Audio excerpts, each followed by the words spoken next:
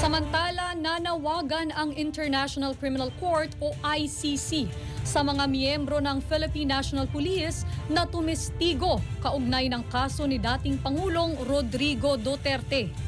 Sa isang pahayag nitong Huwebes, January 15, hinimok ng ICC ang mga saksi na magbigay ng impormasyon kaugnay ng mga umano'y paglabag sa karapatang pantao na naganap sa Pilipinas.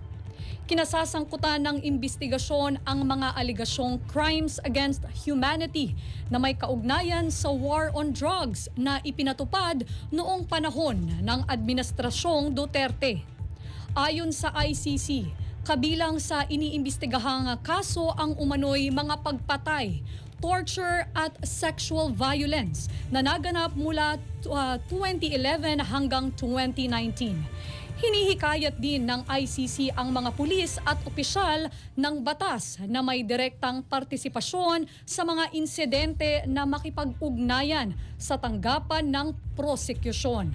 Naglaan naman ang ICC ng isang online platform para sa pagsusumite ng testimonya at ebidensya para matiyak ang kaligtasan ng mga testigo.